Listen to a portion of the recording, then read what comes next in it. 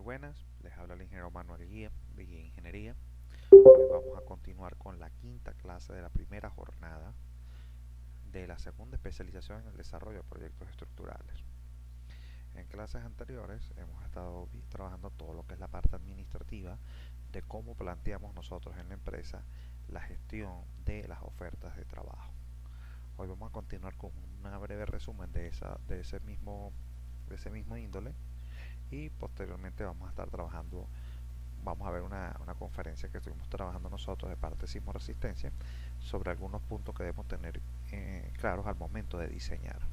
Esto en miras de hacer un preámbulo a lo que ya viene la parte de trabajo de cálculo, de análisis y diseño de edificaciones, que los vamos a trabajar en sesiones siguientes. Este ejemplo es de un proyecto que nosotros realizamos en el 2013. Fíjense que este proyecto tiene también unas estructuras básicas, que fue las que estuvimos discutiendo el día de ayer, que estuvimos conversando el día de ayer. Y estas se han mantenido o han cambiado un poco, a manera de que podamos darle a nuestro cliente una mayor explicación sobre lo que vamos a hacer.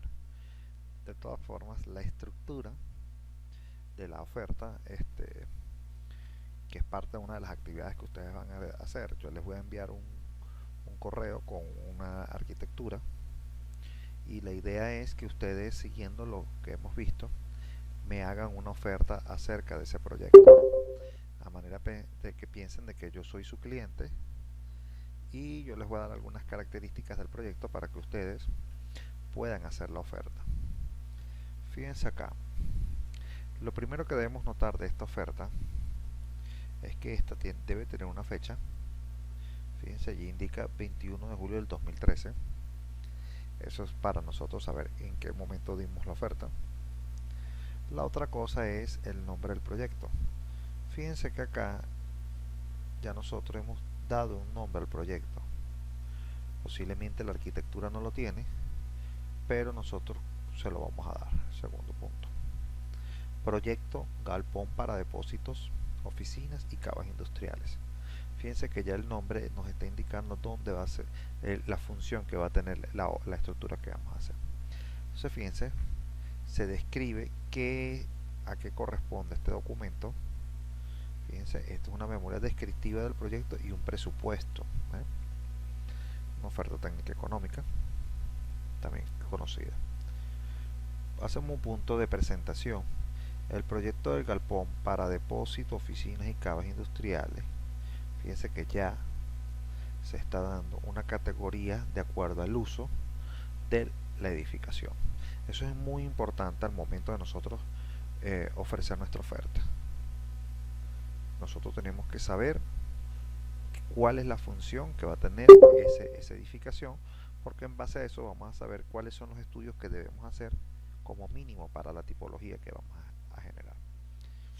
Ok, fíjense, posee la información. Fíjense, estamos diciendo que me están dando una información completa para el cálculo de la estructura, aunque no se especifique el material deseado para la edificación.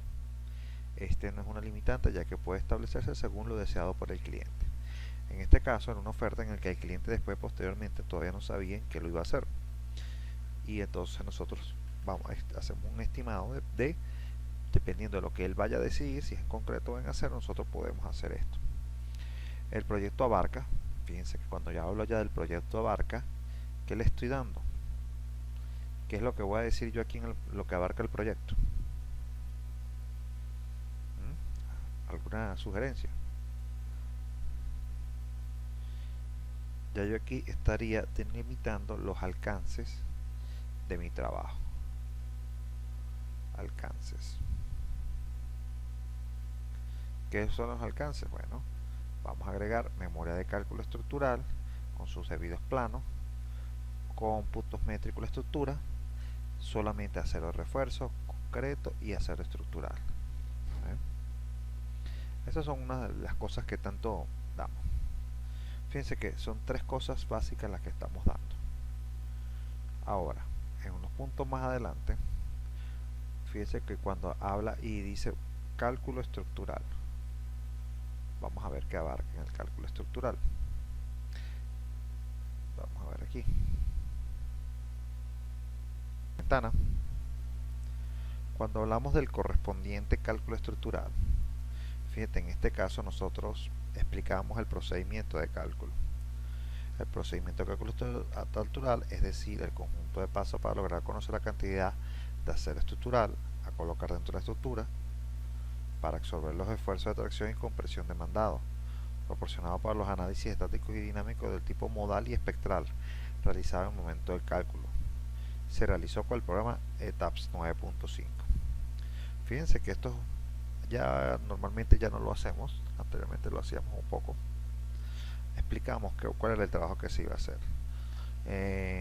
Hay veces en las que nosotros tenemos que explicar cómo vamos a llegar a esos trabajos para que las personas cuando vayan a revisar la oferta estén al tanto de qué es lo que está ofreciéndonos otros clientes y que al cliente otras empresas, y en este caso qué es lo que estamos ofreciendo a nosotros.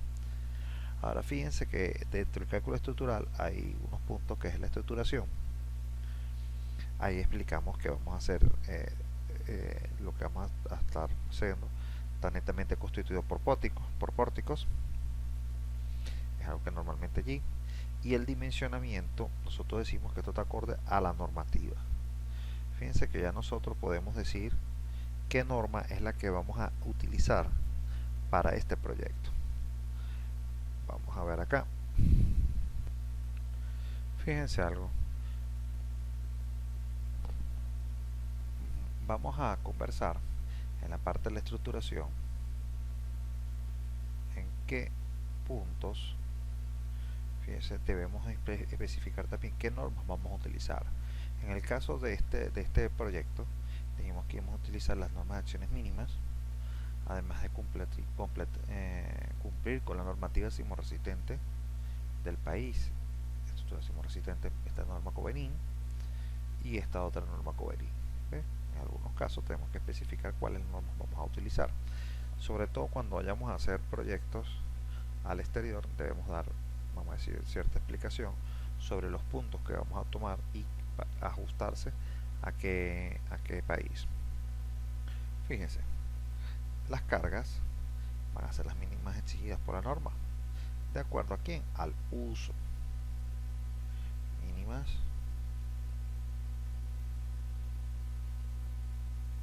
debido al uso.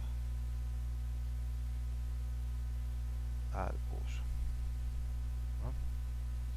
Eso está especificado en el nombre del proyecto.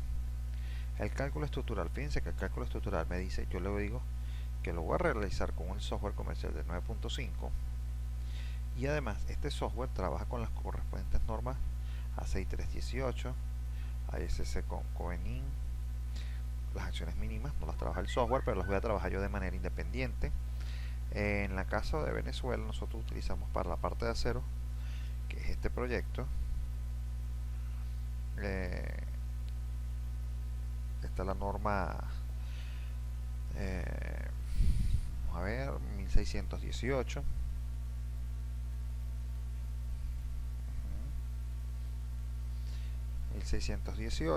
En el caso de la parte de concreto vamos a trabajar con la 1753. Aquí está, ¿ves?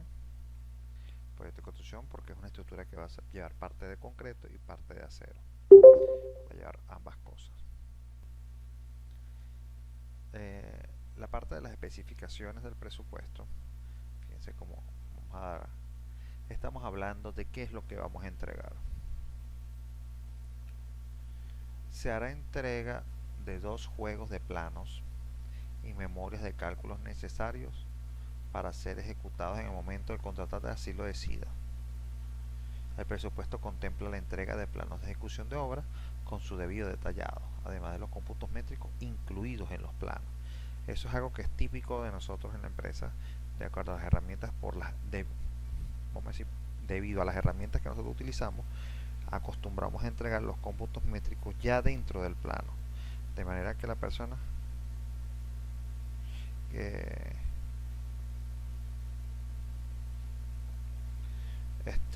las personas que estaban, vamos a decir, concursando o discutiendo, buscando el presupuesto, no incluían los cómputos métricos.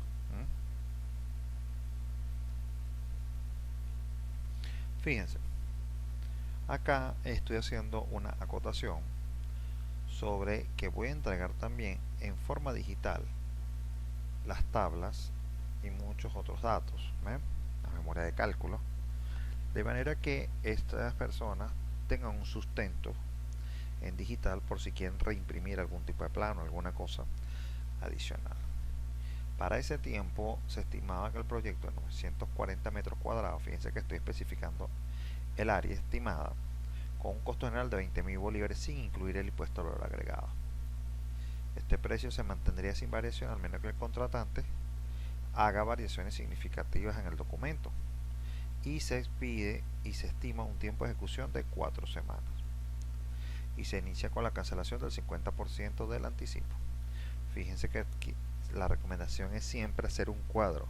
Las personas tienen la tendencia a ir al cuadro directamente.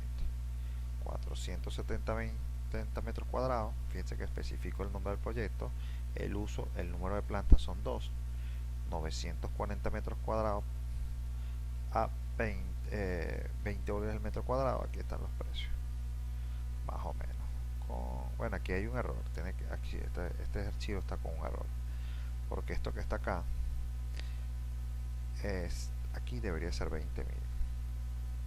Eso quiere decir que ese análisis de precio, este valor no puede ser, tendría que ser los 20.000 que estoy estimando entre 940, y eso haría el análisis de precio por metro cuadrado. Vamos a ver cuánto es el valor. 20.000 entre 940. El precio real sería 21.2728.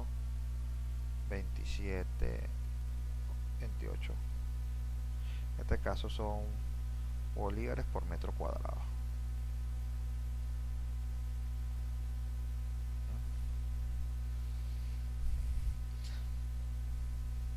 ¿Alguna pregunta? De toda oferta tiene que haber un responsable.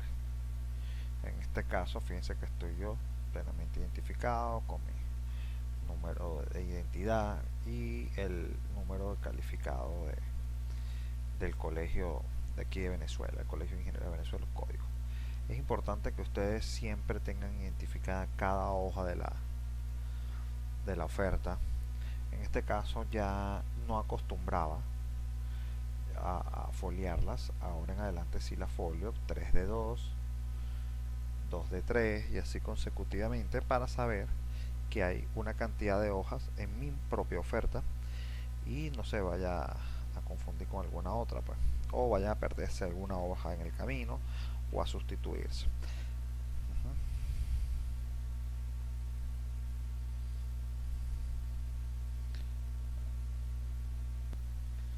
En la siguiente oferta, también fíjense que indicamos la fecha, acá para cuando lo estoy pasando. Este era para el proyecto de análisis y diseño estructural de puentes carreteros para el sistema ferroviario Tinacuanaco. Esto era para una empresa extranjera aquí en Venezuela, a la cual a la final le terminé haciendo los proyectos de manera independiente. Esta es la memoria descriptiva y proyectos. Entonces fíjense que aquí nosotros especificamos el proyecto de análisis y diseño de estructura de puentes carreteros para el sistema ferroviario Tinacuanaco. ¿Dónde están ubicados los puentes? Los puentes están ubicados en diversos puntos en los estados Cogede, Guárico y Anzoátegui. Fíjense, estoy limitando el lugar. ¿Y qué es lo que voy a hacer? Puentes de tipo carretero, porque no es lo mismo un puente ferroviario que un puente carretero, el diseño no es igual. Además les estoy diciendo que no tengo el sitio específico. Más adelante, entre el material que ellos me tenían que entregar, me tenían que dar puentes con progresivas. Parte del material que ellos me tenían que entregar era la topografía, el diseño vial, para nosotros saber de cuánto iba a ser el ancho del puente y en qué puntos iban a estar encontrados. Al tener las progresivas, yo fácilmente puedo ubicar el puente en planta en los diversos planos del eje carretero, y además los perfiles longitudinales para saber cuáles son las cotas que tengo que respetar.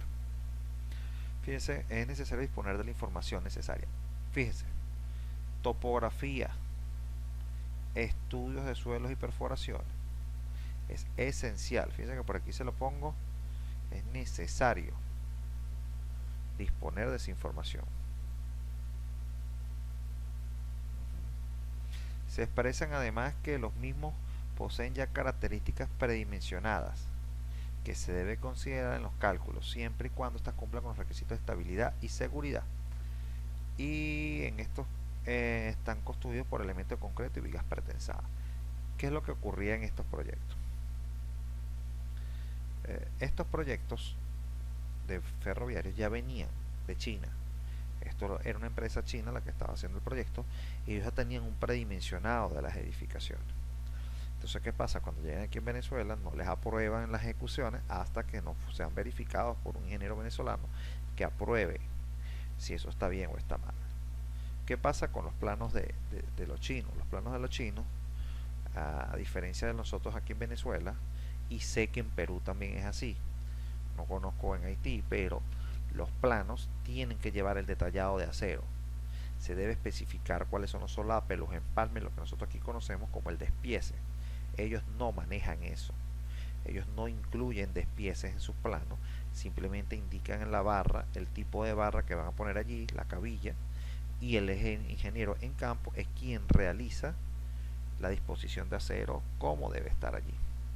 ¿Sí? Ahora fíjense acá que entre los alcances, fíjense que acá está el alcance. Bueno, entonces este proyecto era necesario que yo revisara lo que ellos ya traían.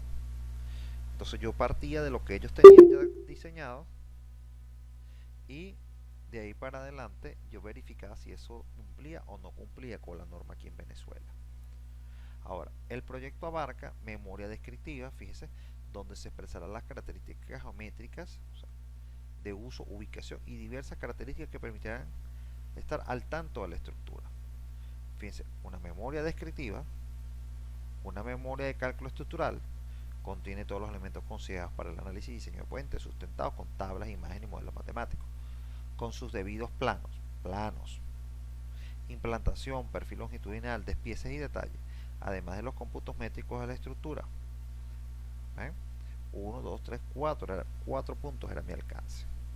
Eso tiene que dejarlo bien explicadito en la memoria, porque si no, posiblemente le van a estar solicitando otra cosa que usted posiblemente no quiera hacer. ¿Sí? ¿Alguna pregunta?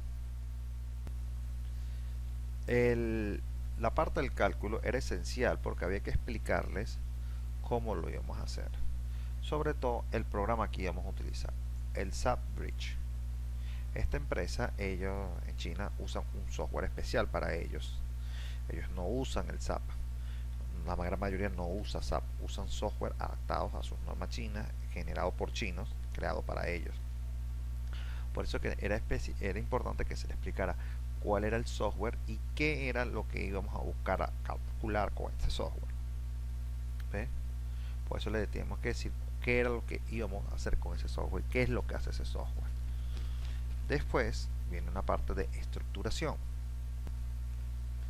Fíjense, una de las cosas que teníamos que dar explicación nosotros era qué es lo que íbamos a evaluar. Fíjense que vamos a constituir los elementos de flexión prefabricadas en concreto. ¿Por qué? Porque ellos iban a trabajar básicamente con puentes pretensados, con vigas pretensadas que se fabricaban con unas secciones especiales que ellos traían, no eran las secciones que normalmente utilizamos dentro del país. Ahora fíjense, las dimensiones todas tenían que ser ajustadas a la norma COENI y a estándares mundiales. ¿Por qué? Porque por lo menos en el caso acá de Venezuela no utilizamos, vamos a decir, no disponemos de una norma de puentes, de análisis y diseño de puentes como tal. En Venezuela siempre se tienen una serie de recomendaciones, pero en este caso siempre nosotros nos vamos a referir a la norma ASTO. Aquí está mal escrita. ASTO. Sí, ASTO, las normas americanas de vialidad.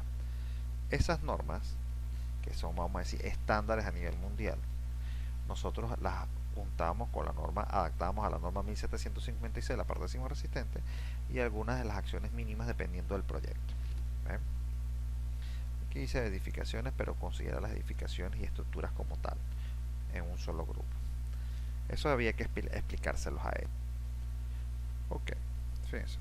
Uno de los puntos principales que ustedes pueden ver allí en esas imágenes, que se calcula estructura en la parte superior, es que nosotros reiteramos cuál es el software que vamos a usar y las normativas técnicas correspondientes. En este caso, nosotros utilizamos normas internacionales porque como ellos son las que ellos tienen conocimiento, son más fáciles de que el inspector te evalúe. En este caso mi inspector iba a ser un inspector de la empresa china para después él presentárselo a una empresa venezolana que era la inspectora de ellos, y después si había o no había aprobación dependía de mis pagos. Fíjense acá que están las normativas que vamos a utilizar, algunas cosas de diseño sismo resistente, otras de concreto, la parte de estructura metálica en algunos casos, partes normalizadas de acero. Esto es importante que le explique qué normas va a utilizar, porque ellos tienen que estar al tanto de qué es lo que van a evaluar y contra qué lo van a. En este caso, de la parte del proyecto, las especificaciones, se hará entrega del material en versión digital.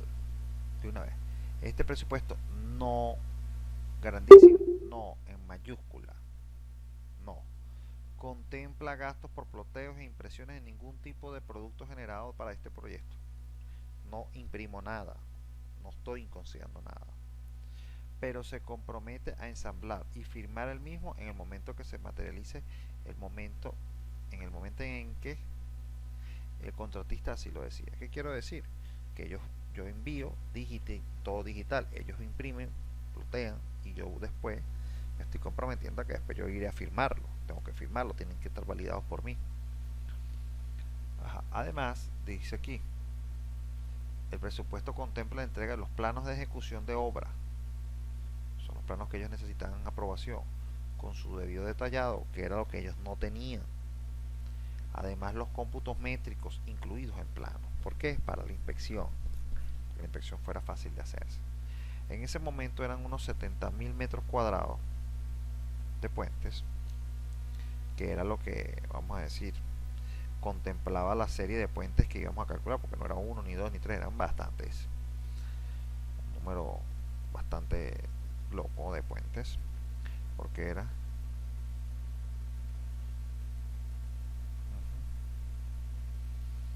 ahora, fíjense, eso para ese momento tenía un costo de 1.400.000 bolívares.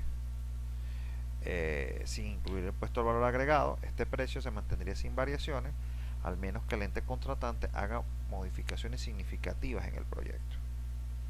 Eso es que a veces llega, agarran un trazado vial y después deciden moverlo, y cuando usted mueve algo y lo cambia, si aquí había un puente, ahora el puente tendrá que ser de más metros cuadrados, o la forma tendrá que haber cambiado, o también antes no llevaba pila, ahora tendrá que colocar una pila.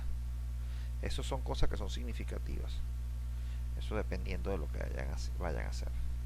Ahora fíjense, para estos chinos era importante, y para mí era muy importante, establecer los tiempos de ejecución. ¿Por qué? Porque los tiempos de ejecución eran los mismos tiempos de cobranza, y es algo que les voy a mostrar aquí más adelante. Vamos a ver aquí, que quiero que salga todo en una sola hoja. Ok, a ver aquí. Ok, este cuadro que ven aquí en continuación es el cuadro de desembolso.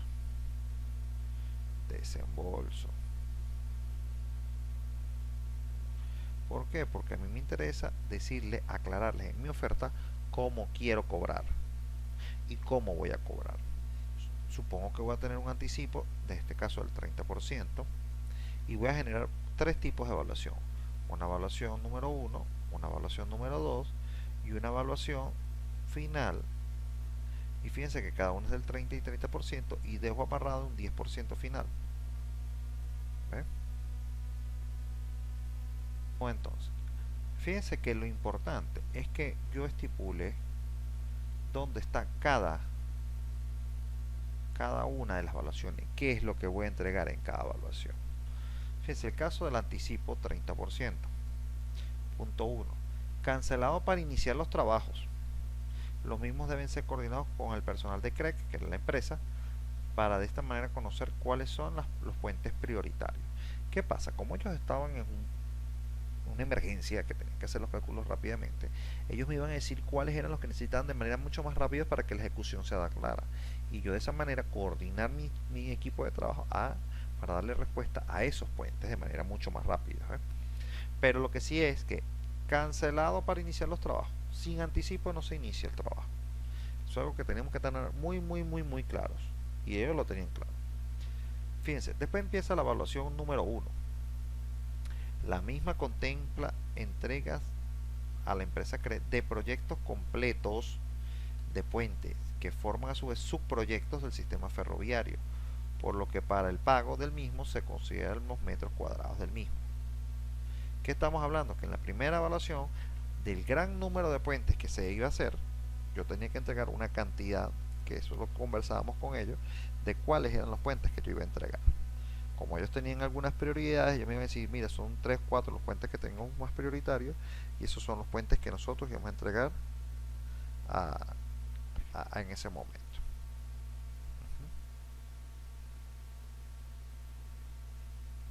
Ok, fíjense, la evaluación número 2. La evaluación número 2, la misma está ejecutada a la aprobación del estatus A por parte de la sala técnica de la inspección contratada por el Instituto IFE, quienes son los garantes de la integridad del proyecto. Este pago se hará debido a proyectos completos de puente, a su vez proyectos del sistema ferroviario. Considera los metros cuadrados del mismo. ¿Qué es lo que hacíamos? Del monto de los metros cuadrados totales de proyectos, metros cuadrados totales, estos metros cuadrados totales tienen un análisis de precio, que más abajo lo especifico. Y ese análisis de precio, entonces, ¿qué pasa? Si yo entregaba 10 puentes, porque eran como 50 y tantos puentes, y esos 10 puentes representaban, de los 40.000 representaban 7.000 metros cuadrados, yo cobra 7.000 bolívares, por 700.000 bolívares, por 7.000 metros cuadrados. Yo calculaba esto por el análisis de precio y esa era la evaluación que yo iba a cobrar. Esta evaluación del 30 y del 30 era si suponía yo entregar los puentes completos. Pero como ya no eran los puentes completos, sino por partes, entonces aquí yo incorporaba la evaluación. La evaluación era una cantidad de puentes. No sé si me doy a entender. Eran 40.000 tantos metros cuadrados de puentes totales. Entonces, como esos puentes eran adicionales, ¿qué es lo que hacía yo? Cada uno tiene su precio de acuerdo a los metros cuadrados que tiene. Y cada uno tenía un 30 de anticipo, un 30 de evaluación 1, un 30 de evaluación 2. Pero fíjense que la evaluación 2, yo llegaba, por ejemplo, me daban el anticipo, cobraba mi primera evaluación. Mi primera evaluación era cuando yo llegaba y el puente terminado se lo mostraba a CREC. CREC era la empresa que me había contratado y ellos decían, estamos bien, esto pasa a IFE, que es el que los inspeccionaba a ellos. IFE da distintos estatus de aprobación: estatus C, estatus B, estatus A. Estatus A es ya directo para construcción. Entonces esa evaluación se cobraba cuando el IFE aprobara. Al IFE aprobar, decir ok, a mí me pagaba. Y hasta que la cuarta evaluación final es la misma, está sujeta a la aprobación por parte del Instituto del IFE. Este pago se hará debido a proyectos completos de puente que forman su proyecto metros cuadrados. ¿Esto qué pasa? Cuando ya el IFE aprueba, fíjense que aquí dice estatus A. Si hay otras consideraciones y revisiones y todo eso, si el IFE ya decía listo a ejecutar, porque aquí podía pasar a revisión, pero si el IFE decía listo a construcción, se me cancelaba el otro 10% restante. Eran varias etapas, para cobrar dependía de la aprobación tanto de la empresa que me había contratado a mí como de la que lo inspeccionaba a ellos. Y de esa manera cada puente se cobraba de manera individual. En ese tiempo sí se hizo este proyecto completo. Ahora, lo único que sí me pedían ellos era un cronograma de ejecución. que se lo estaba haciendo yo de acuerdo a los trabajos que se pensaban hacer. Fíjense más aquí abajo, vamos a revisar un pelo más abajo, cuánto era el monto total y el tiempo. El precio que se dio. Fíjense que aquí estamos hablando de 70.000 metros cuadrados de puentes, de diversos puentes, de concreto y de acero, no, de concreto y pretensado, que estaban en esa ruta. Entonces fíjense que ejecución 10 meses. Y esto, si usted agarra estos 1.400.100 dividido entre los 70.000, 5 le va a dar 20 bolívares el metro cuadrado. Normalmente aquí en Venezuela, el metro cuadrado de puente en ese tiempo, para ese tiempo, está más o menos como en 70 bolívares. ¿Sí? ¿Qué es lo que ocurre? Yo todavía en ese momento sí ya tenía la experiencia de puentes, sí ya habíamos hecho un proyecto, ya había hecho proyectos de puentes, ya tenía yo como 20 puentes en mi haber, y entonces por eso decidimos, y mi equipo, y yo como director de ese proyecto, decidí bajar bastante el costo. ¿Por qué? Me interesaba más, fíjense que la cantidad de metros cuadrados compensaba el precio. ¿Ve?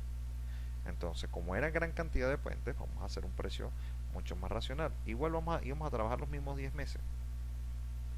Entonces, como dicen por ahí, se gana perdiendo.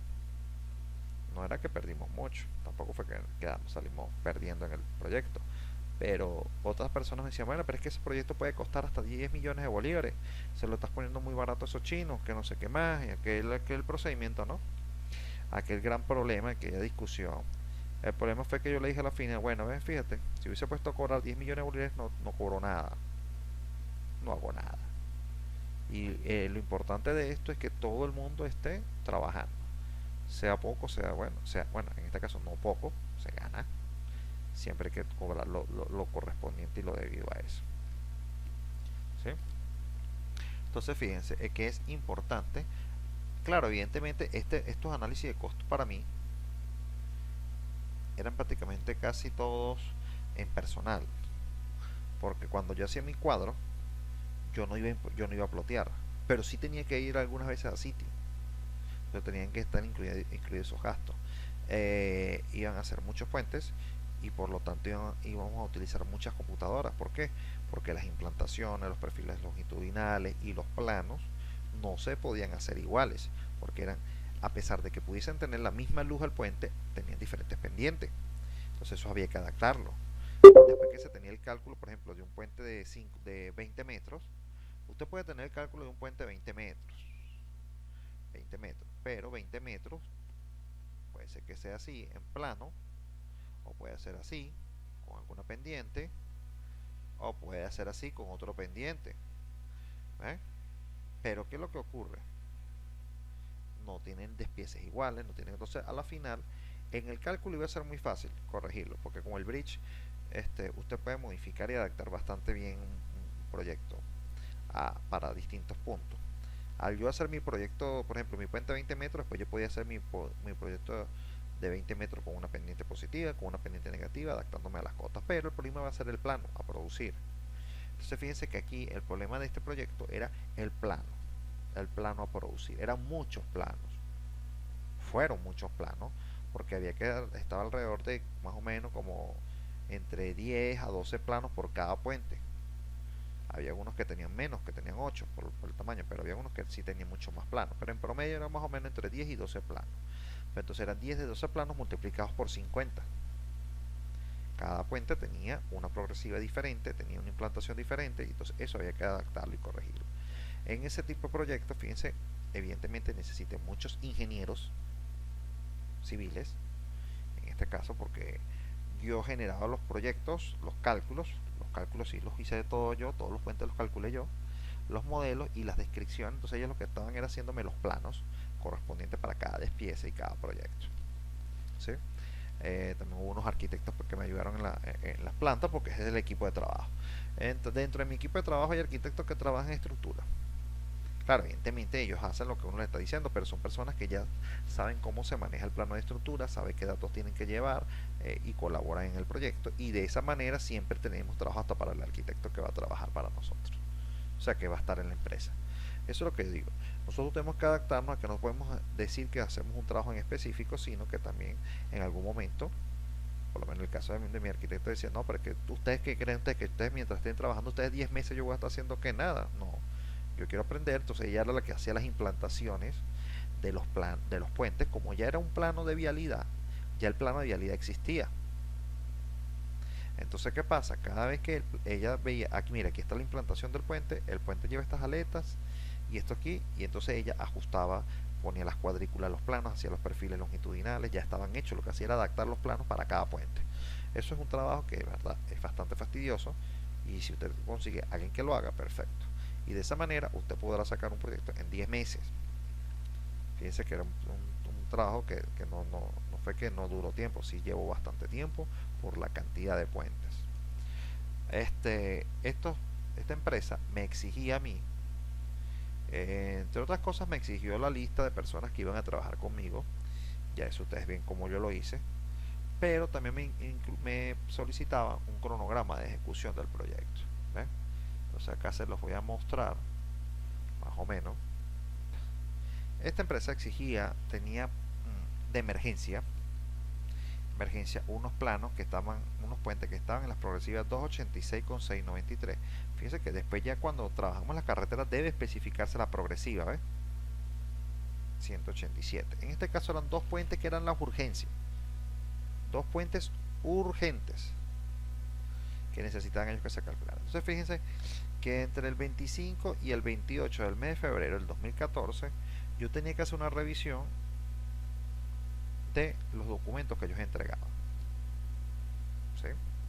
Que recuerden que estos puentes ya vienen precalculados, había que ver la geometría que ellos tenían, según lo que ellos tenían, de los que tenía la empresa, para saber si eso era viable o no. Pero había que revisar toda la información que estuviera completa: estudios de suelo, topografía, la implantación, el eje vial, los perfiles longitudinales, los perfiles transversales de vía. Todo eso había que considerarlo, porque si estaban en curva, no estaban en curva, había que darle peralte, no había que darle peralte al puente. Fíjense, después que empieza una parte de análisis y diseño del primer puente. Eso contemplaba, apenas empezamos a hacer la revisión, empezamos a diseñar. ¿Ve?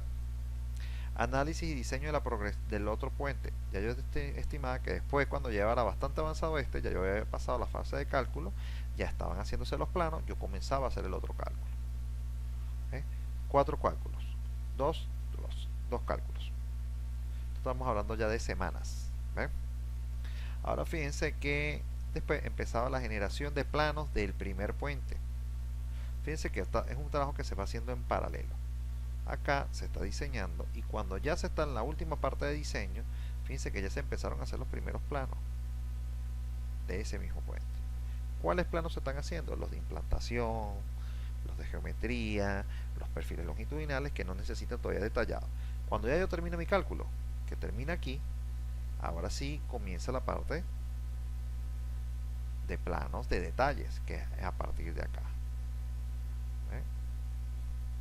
Lo mismo ocurría con el proyecto del otro puente. Apenas llevaba un mes de cálculo, ya yo podía ir avanzando la parte de planos. Así, un trabajo continuo. En la siguiente presentación, en la continuación de esa tabla, ese cronograma tiene dos partes. Entonces, fíjense, las otras fases del trabajo, fíjense, cálculo era la primera. Primero revisión de información. Después viene el cálculo. Después vienen los planos. Y después vienen, fíjense lo que vienen, documentos. ¿A qué me refiero yo con documentos? Memorias, tablas, etcétera. Fíjense que también tenía unos tiempos estipulados para esos trabajos, para cada uno de esos puentes. Y después revisión, impresión y revisión final de cada plano. Una semana uno y una semana el otro. ¿Ven? Después viene impresión, que yo no lo imprimía, ellos lo imprimían, pero yo supervisaba ese trabajo y la revisión. Porque si algún plano cuando revisara tenía algún detalle, todo eso que está allí, los cómputos también estarían incluidos aquí en el material, en la generación de los documentos estarían aquí. Nosotros incluimos los cómputos métricos dentro del plano, así que cuando ploteamos el plano estaría ya metido ahí los cómputos. Entonces fíjense que esto era para aplicar nada más para unos dos puentes, nada más, que era lo primero que ellos querían hacer. Esos fueron los dos puentes finales que se hicieron. Después el proyecto se paró por razones de ellos y no continuamos haciendo, pero estos dos puentes sí se sacaron completamente. Es más, los hicimos antes de tiempo.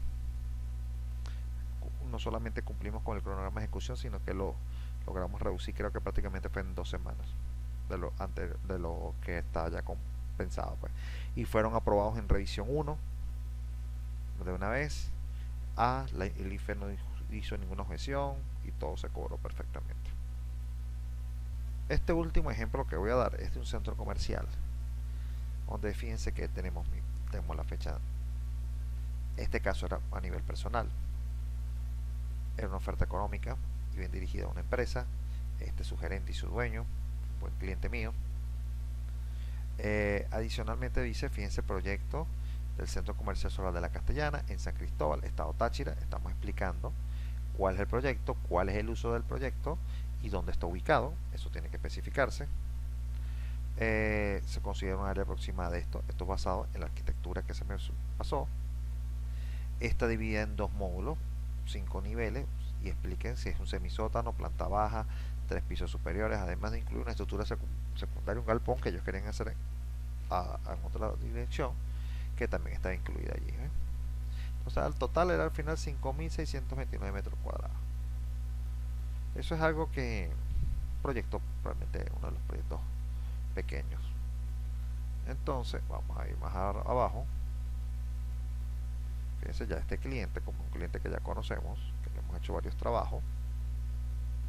Acá también podemos ver totalidad del proyecto y se especifica los alcances. Vamos a entregar en acero estructural. Ven que ya estoy especificando cuál es el tipo de cálculo que voy a hacer. Memorias descriptivas, cálculos, cómputos métricos, estructura métrica y movimiento de tierra también lo iba a agregar. Y el juego de planos estructurales. Todo en versión digital. A este cliente siempre le gusta imprimir todas sus cosas. Debido a condiciones ya conocidas, o sea, ya había conversado ya con mi cliente. Recuerden que ese es el primer punto, conocer al cliente. Y me dijo, lo necesito rápido, en mes y medio.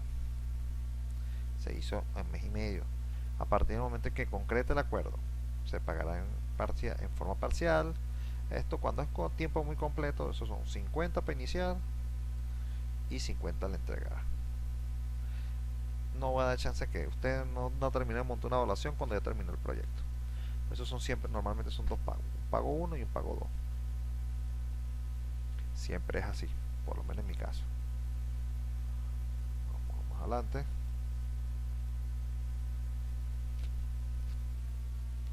Fíjense en el cuadro ya especificando los metros cuadrados y este precio.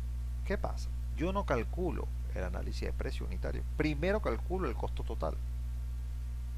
Ya saben cómo, con una tabla, incluir los profesionales, en este caso era yo nada más, cuánto tiempo me iba a trabajar, hacer eso, y de aquí para acá, rágata, dividido entre esto, y de ahí genero el análisis de precio, el IVA y el costo final.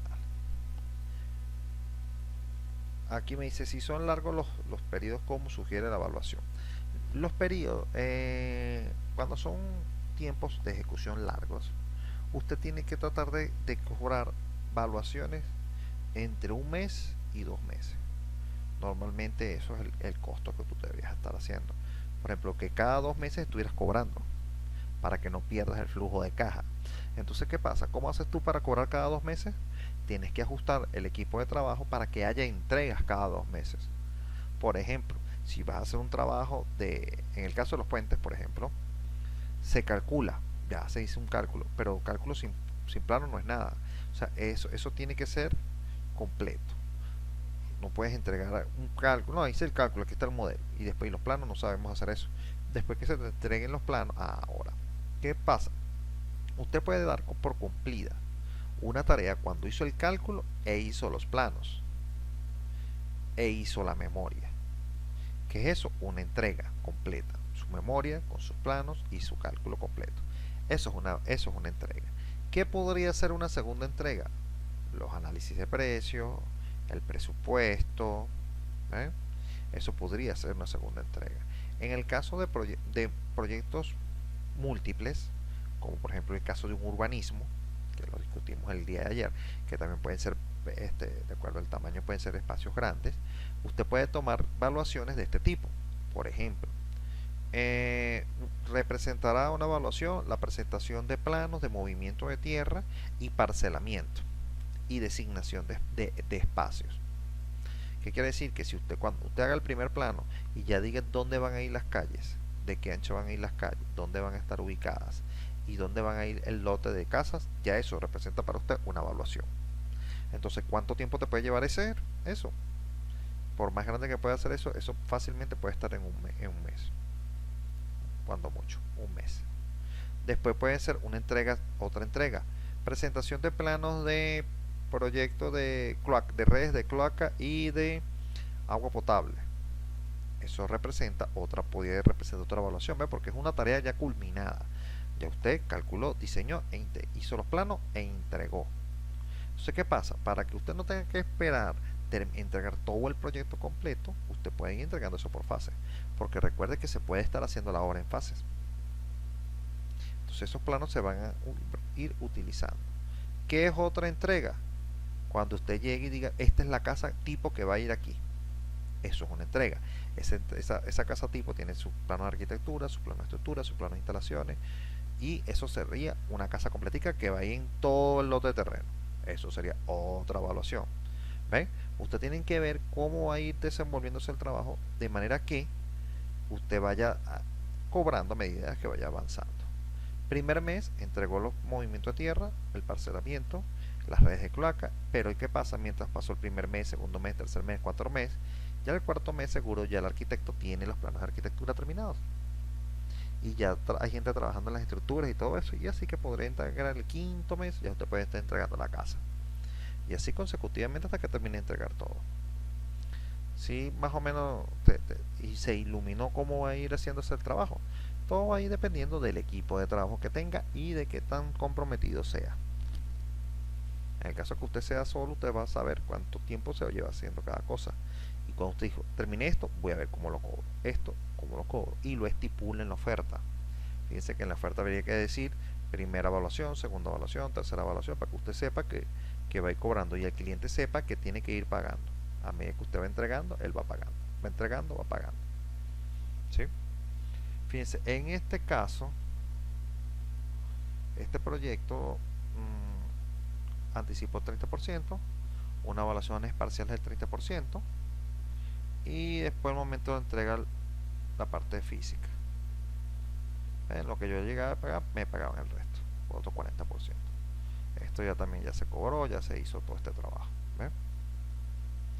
Fíjense que esto es bastante fácil, realmente es bastante fácil de trabajar. Lo que sí es que hay que tener conciencia en el sentido de que un trabajo que se cobra económico a pérdidas es un trabajo que perjudica no solo a usted, sino a los demás profesionales también que van a trabajar con usted. Por eso es importante que cada uno esté bien claro de cómo va a cobrar y cuánto tiempo debe estar haciendo ese trabajo para que pueda rendirle frutos a todos. ¿Alguna pregunta?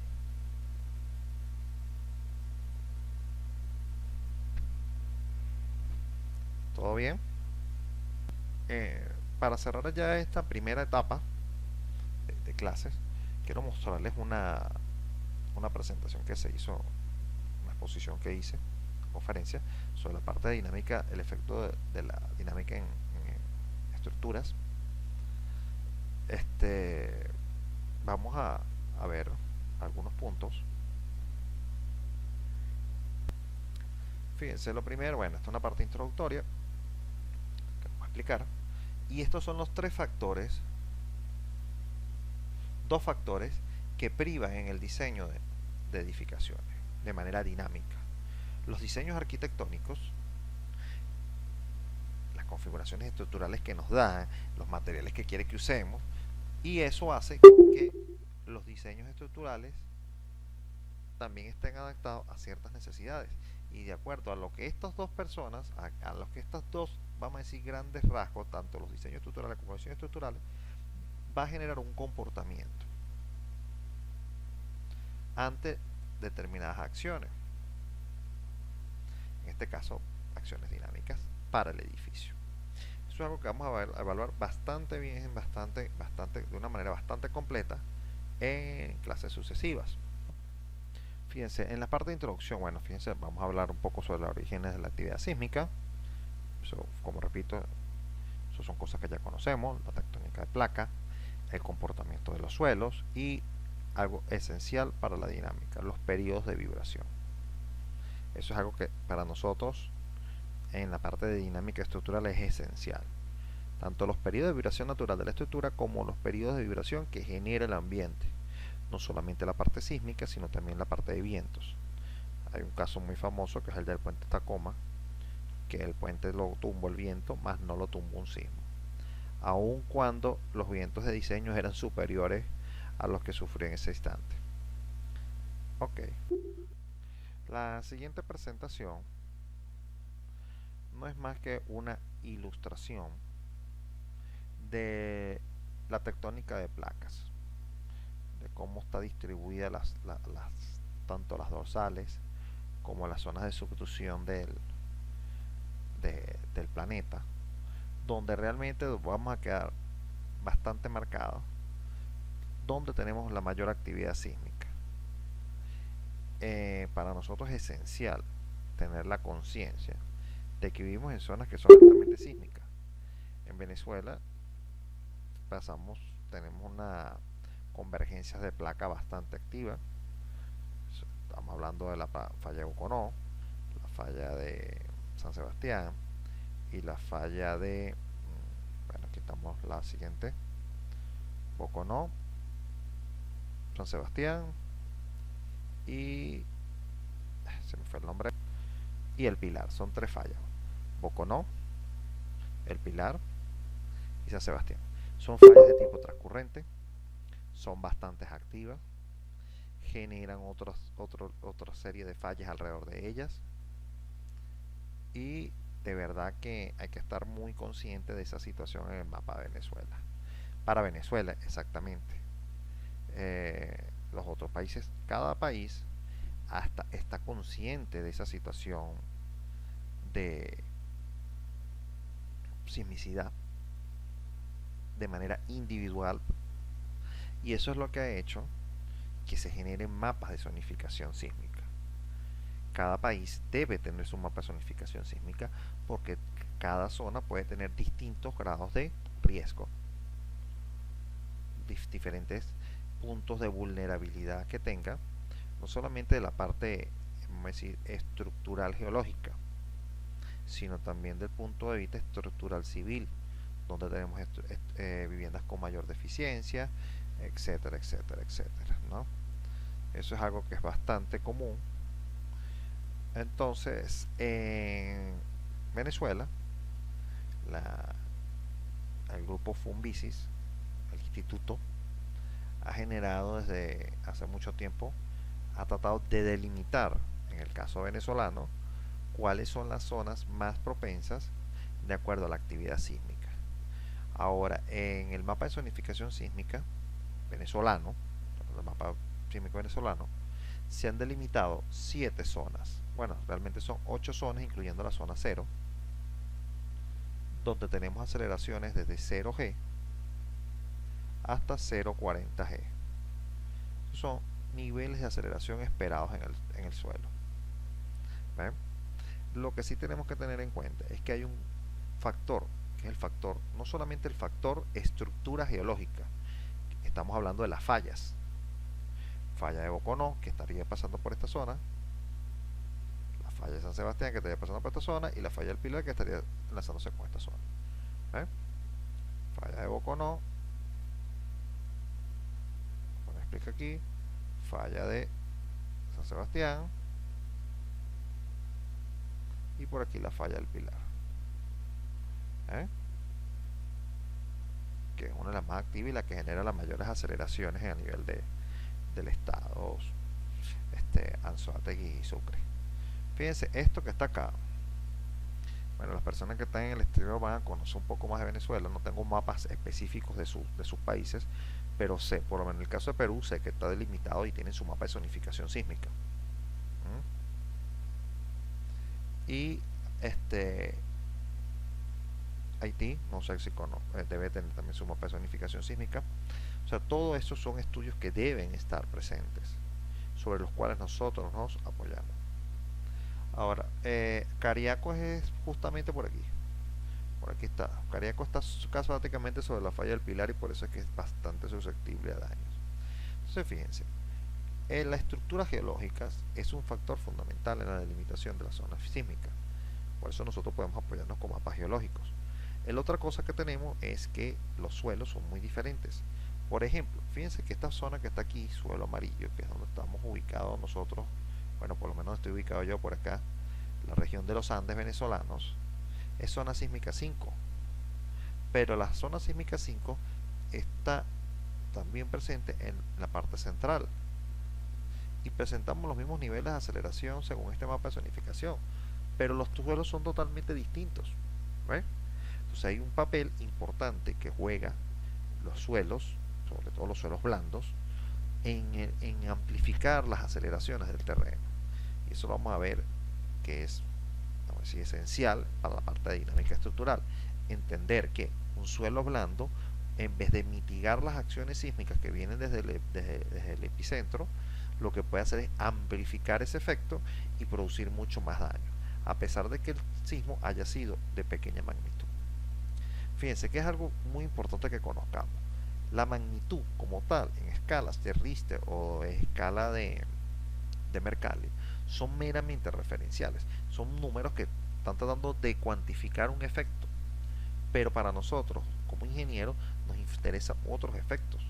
¿Dónde está el epicentro? ¿Dónde se genera el hipocentro? Si el sismo fue superficial o no. ¿Eh? El contenido frecuencial del sismo, la duración del sismo. A nosotros la magnitud no nos dice nada, pero sí otros factores que nos van a incidir directamente sobre la edificación. Y edificaciones en específico, ¿no? Entonces, fíjense, el mapa de zonificación tiene que existir para que nosotros podamos hacer una calificación. Por eso siempre preguntamos dónde va a estar ubicada la estructura para nosotros saber en qué clasificación va a estar. ¿Sí? Entonces, fíjense, los problemas que se nos pueden presentar con los diseños arquitectónicos son 4 fundamentales. 1. Las alturas que están generándose.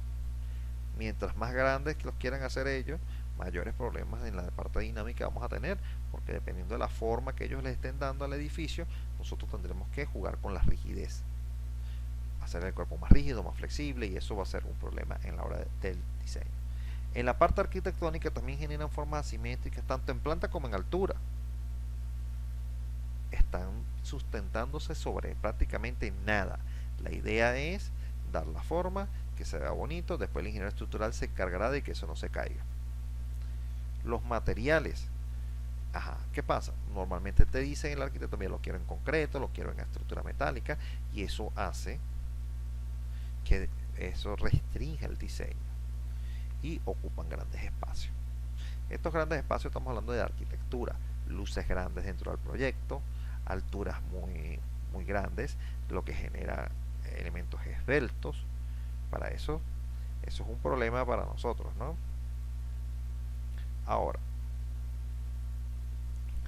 con eso, por esa razón, podemos conseguir edificios como por ejemplo el Taipei 101, el cual tuvo que hacérsele consideraciones de dinámica para contrarrestar la forma del edificio y la altura del mismo. Ese es el edificio que ustedes tienen aquí a mano derecha. El otro es el que está simulando un tornado. No es un tornado. Él está suponiendo que está, bueno, lo que leí acerca de este edificio que tiene a mano izquierda, el diseñador quiso dar a entender que estuviera saliendo agua por viento, un tornado dentro del viento, producir un túnel de agua hacia arriba. Darle forma a esto todavía está en proyecto, esto no se ha ejecutado, pero el que tienen al lado sí, el Taipei 101 sí está hecho. Entonces fíjense que hasta en la parte superior él tiene una esfera metálica que cuando el edificio trata de moverse de derecha a izquierda, la esfera se mueve de izquierda a derecha. Tiene sensores que logran contrarrestar el vaivén del edificio con una masa adicional. Eso es meramente dinámica estructural. ¿Qué otra cosa tenemos por acá?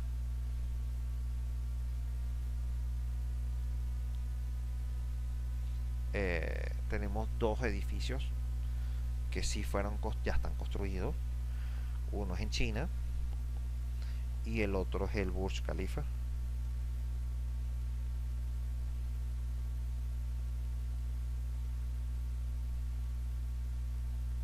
El Burj Khalifa, el edificio más alto del mundo hasta ahora, y ese es el estadio olímpico, el estadio acuático, el que tienen a la izquierda. Ese es en China.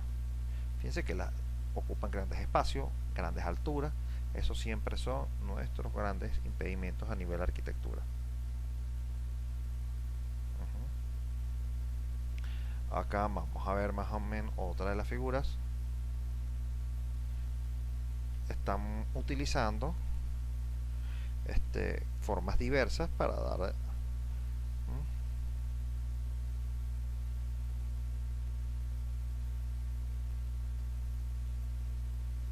están las formas. Vamos a esperar a que se les actualice la imagen. Abu Dhabi y la ópera de Sydney, Australia, el derecho. Fíjense que la forma arquitectónica está jugando un papel fundamental en el diseño, ya que eso hay que hacer que se acople la estructura, el diseño arquitectónico junto con la parte estructural. ¿Ven? Eso se aplica no solamente para la parte de edificaciones, sino también para la parte de vialidad. Fíjense en el caso de este puente que están viendo en pantalla y un sistema de distribuidores que están viendo en la parte inferior. Aquí vemos una imagen extra, grandes espacios. ¿Qué es lo que sucede? Que cuando el arquitecto decide que tiene que tener algún espacio abierto, hay que darle mucha luz.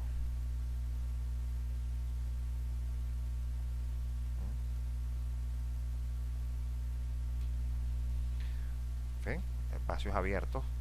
Después pone mezaninas y cosas así adicionales que solamente ellos nosotros nos encargamos. Ahora, fíjense, el problema, ya sabemos la parte de arquitectura, lo que aporta la arquitectura.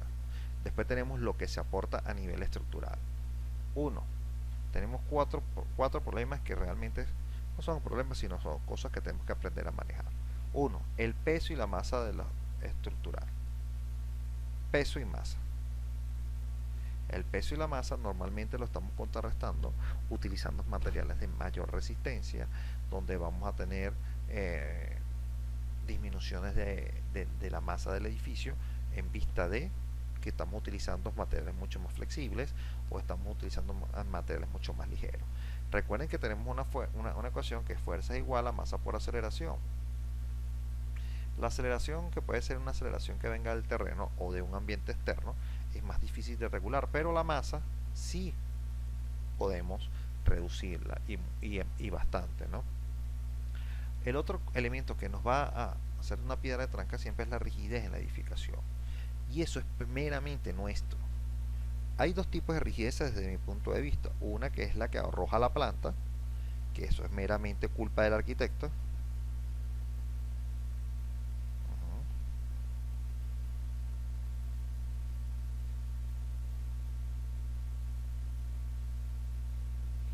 Y otra que va a depender meramente del ingeniero, que es la disposición de los elementos estructurales.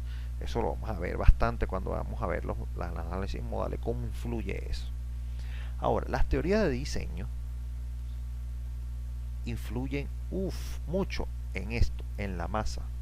Porque ¿qué pasa? Cuando usted diseña por esfuerzos admisibles, usted siempre está tratando de mantenerse por debajo del límite de proporcionalidad de muchos materiales. Por ejemplo, en el caso del concreto, usted trata de nunca sobrepasar el F'C.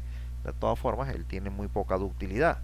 Pero en el caso del acero, que nosotros a veces podemos llegar y mantener un recto, pues tiene mayor resistencia, tiene una caída, y nosotros podemos aprovechar hasta el Fy. ¿Qué es lo que pasa? Cuando nosotros trabajamos siempre en la zona elástica, en donde sabemos que tenemos un módulo de elasticidad E y que este E es constante, ¿qué es lo que ocurre? Las secciones transversales a utilizar siempre van a ser mucho más grandes, porque nunca pensamos que el material pueda pasar a una zona inelástica y que la zona inelástica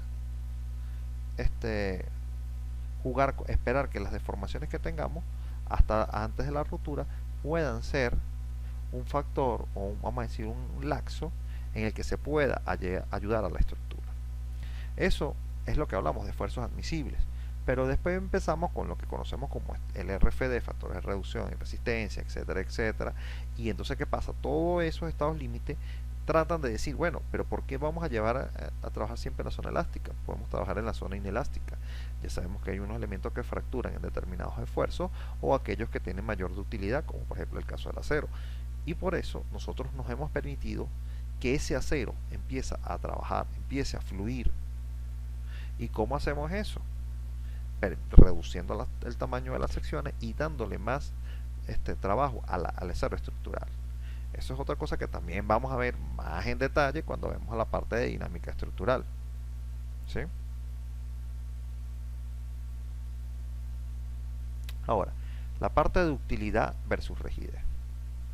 Eso va a depender grandemente.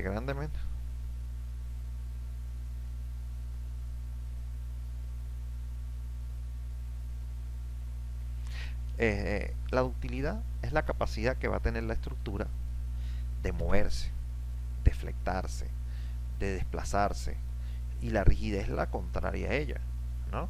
Entonces, una estructura no puede ser ni muy dúctil, porque no solamente vamos a tener daño en la edificación, porque aquellas deformaciones que se produzcan en la edificación, producto de aquella ductilidad, también no van a ser contraproducentes. Ahora, ¿qué pasa? Mientras más dúctil sea la edificación, lo más seguro es que sea más ligera. Pero, ¿qué pasa cuando las tenemos muy dúctil? Las sensaciones son muy malas, son muy inestables. A pesar de que la estructura no se vaya a caer, nadie le va a querer estar en una vibración, por ejemplo, una estructura que vibre demasiado. Puede que no caiga, pero la vibración, la sensación de vibración es muy fea, ¿no? Entonces, ¿qué pasa? Usted tiene que aportar rigidez para que haya un equilibrio en estas sensaciones y todo esto. Pero cuando aportamos rigidez, lo más seguro es que aportamos masa. ¿Ve? Entonces, eso es algo con lo que tenemos que estar bastante atentos a la hora de diseñar la edificación. Fíjense, en la dinámica de edificaciones hay algo que también son distintos puntos que tenemos que estar bastante pendientes, que es cómo se comporta el sismo y qué es lo que realmente nos va a interesar de los sismos, ¿no? Es importante que conozcamos las acciones sobre la base de la edificación, ¿ve? Porque tenemos que saber qué tipo de suelo es lo que está abajo, qué roca que tenemos allí, para saber si de acuerdo a las estructuras geológicas que tenemos cerca, qué tipo de movimiento vamos a tener o qué podemos encontrar. Factores del sismo. Tenemos que conocer el epicentro, el hipocentro, la amplitud, el contenido frecuencial y la intensidad. Pero esta intensidad no es la de la misma escala de Richter, no es la misma. Fíjense que en ningún momento acá se pregunta el tipo de daño que tiene. Simplemente tenemos diferentes datos que nos va a permitir a nosotros inferir cuál va a ser la acción que va a llegar en la base de la edificación. Eso es algo que es netamente sísmico.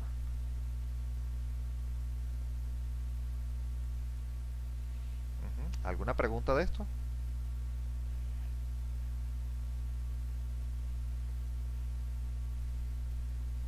¿Todo fino?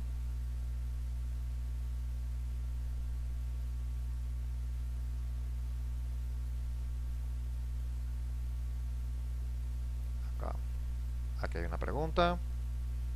¿Está claro todo? Ok, perfecto. Ahora fíjense, estos datos, estos 5 datos, nos van a permitir a nosotros estimar el periodo de vibración, tanto del suelo como de la edificación. Bueno, con la edificación lo haríamos con la masa y la rigidez y la forma de la estructura. Y después nos interesaría el del suelo, como en este caso, con estos datos. Y así es ver si no ocurre el fenómeno de la resonancia. La resonancia es un fenómeno que ocurre cuando el periodo de vibración del suelo, no hablemos del suelo, de la estructura. El periodo de vibración de la estructura se iguala al periodo de vibración ambiental. Hablemos ambiental. Esta ambiental puede ser un sismo, puede ser el viento, puede ser algún acontecimiento que ocurra dentro de la estructura. Ha habido ejemplos donde está implícito, por ejemplo, movimientos de personas, y eso hace, por ejemplo, un centro comercial donde por determinado evento las personas, una multitud sale corriendo. Eso puede hacer entrar en resonancia el edificio. El caso más particular y conocido es el de las gradas de los estadios. Las gradas en los estadios tienen su grado de complejidad precisamente en la evaluación de las cargas móviles de las personas.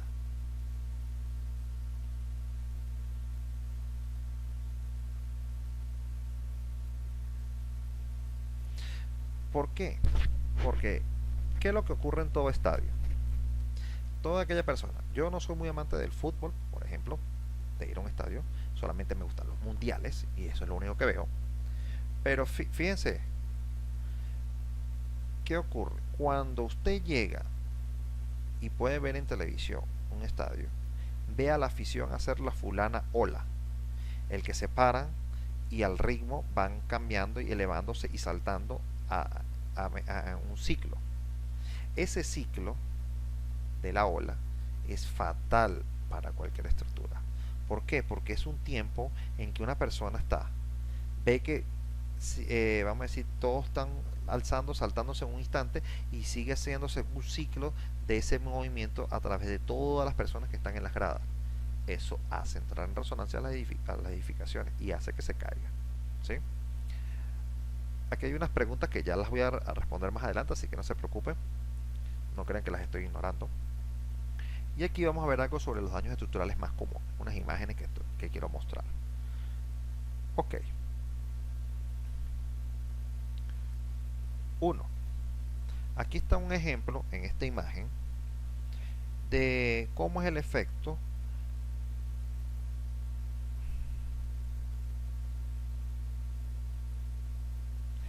vamos a ver que se les cambia la imagen, no con la grabación. Fíjense, aquella persona, el hipocentro es el punto más profundo donde se produce el sismo. El epicentro es la proyección de ese punto sobre la superficie terrestre. A nosotros nos interesa el hipocentro debido a que la onda sísmica que se produce, producto de, valga la redundancia, del movimiento de fallas, pueden ser transcurrentes, transversales, una subducción, esa onda sale con cierta velocidad a ciertos periodos, con cierta aceleración. Pero fíjense, cuando estamos en un estrato roca, que es un estrato duro, esta aceleración tiende a mitigarse hasta llegar a la superficie. Entonces fíjense que no importa cuál sea el edificio, fíjense que son edificios, en la imagen son dos edificios totalmente idénticos y uno está sujeto a una fuerza sísmica menor que en el otro. Eso, ahí están los registros, la imagen del registro, y fíjense que aquí muestran el efecto de amplificación de la aceleración debido al suelo blando.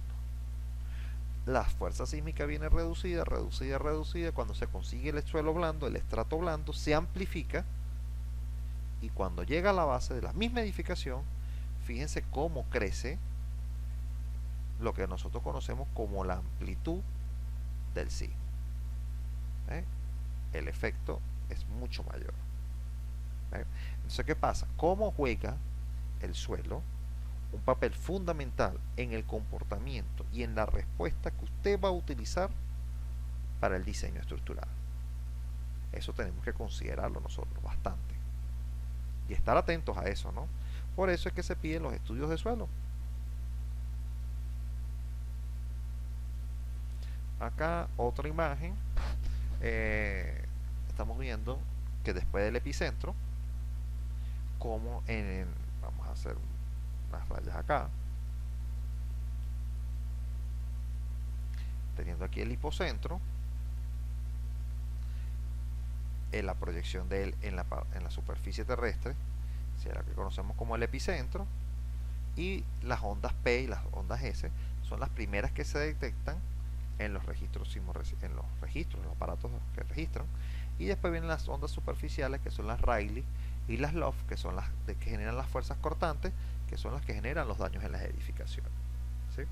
Eso gráficamente es lo que tenemos allí en gráfico, en esa imagen, ¿no? Hipocentro, epicentro y los tipos de ondas. Esas ondas hay que saberlas detectar en el registro sismo resistente, porque nosotros podemos hacer análisis por espectros de diseño y también los podemos hacer de acuerdo a acelerogramas. Entonces eso nos ayuda a nosotros a entender mejor cómo vamos a diseñar la edificación. ¿Sí?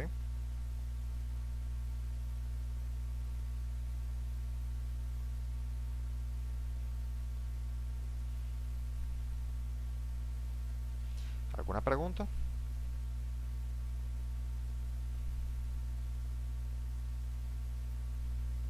Fíjense, allí pueden ver un ilustrado cómo vamos a leer un registro sísmico. Aquí me preguntan las diferencias entre epicentro e hipocentro.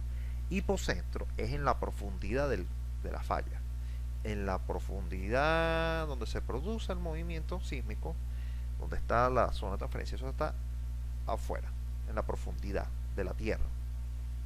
El epicentro es la proyección de ese hipocentro. El epicentro siempre está en la superficie terrestre, sobre la superficie. Por eso que cuando dictan un reporte sísmico se dice: el epicentro se consigue a tantos kilómetros de la ciudad X. Y el hipocentro, ¿cuándo dicen el hipocentro? Cuando dicen que el sismo se produjo a una profundidad de 4 kilómetros, de 10 kilómetros, de 20 kilómetros, de 50 kilómetros, de 100 kilómetros, dependiendo. Cuando dan la profundidad, están dando la posición del hipocentro. Y sobre la superficie, para saber la coordenada exacta, es el epicentro. Entonces, esas son las definiciones. Epicentro es la proyección del hipocentro sobre la superficie terrestre. Entonces, quiere decir que es la ubicación sobre el planeta, sobre la superficie, de donde ocurrió el sismo. Y después de ahí se da la profundidad. No sé si quedó clara la duda que tenían, si ya la cubrí. Entonces, acá, este registro sísmico, que puede ser cualquiera, fíjense que está, desde el primer punto usted puede empezar a determinar las ondas P y las ondas secundarias. Y este lapso de tiempo, que en este caso indica que son 24 segundos, es lo que normalmente utilizan los sistemas de alarma. 24 segundos para ponerse a tono todo el mundo, para que todo el mundo esté claro qué es lo que va a pasar. En Japón ya tienen sistemas y app de los celulares que avisan. De una vez avisan cuando ya viene el sismo, cuando tienen alerta, y entonces en 24 segundos todo el mundo se pone las pilas.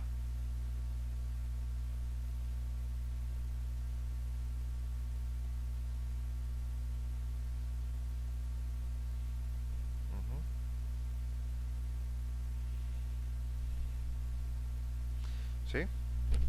Entonces fíjense, después aquí ya empieza el sismo. Y esta es la amplitud de la que estamos hablando. ¿Ven? 23 milímetros. Eso es la forma de medirse. Entonces tenemos que aprender a cómo interpretar el registro sísmico para que nosotros sepamos cómo vamos a hacer con la estructura. Fíjense que estas magnitudes ML que están acá, esto que está acá, la distancia en kilómetros depende del hipocentro, de la profundidad en la que se produjo, y después tenemos la amplitud, que es la que va a dar el registro. Y esa en la intersección de este punto con este punto, o sea, cuando andamos con una línea recta, es la que nos va a dar la magnitud. Por eso es que es un valor meramente referencial. Ok, ahora, Aquí me están hablando que cuál es la diferencia entre las ondas P y las ondas secundarias. Las ondas P son las primeras, por eso se llama así, las primeras ondas que se producen. Van a una velocidad mucho más rápida que las ondas secundarias. Y las ondas secundarias son las que anteceden a las fuerzas cortantes antes de llegar a la superficie.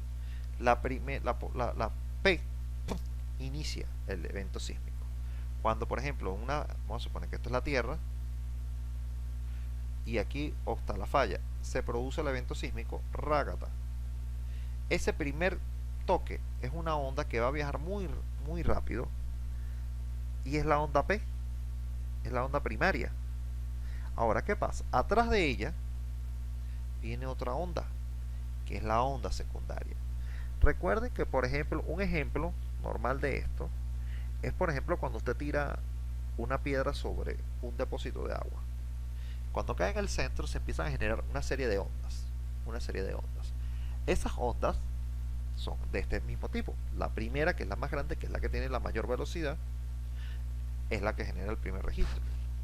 Y después la secundaria está antecediendo. O sea, después que viene la secundaria, inmediatamente vienen las fuerzas cortantes, las ondas cortantes, que son las ondas Lofi, las ondas Rayleigh, que están allí especificadas en la parte anterior. Las diferencias básicamente son velocidades entre una onda y la otra. Ahora, continuando acá, fíjense que para un sismo de magnitud 4, por ejemplo, que yo quisiera catalogar, pudiese hacerse una cosa como esto, pero también pudiese hacerse algo como esto. Entonces, ¿qué es lo que pasa?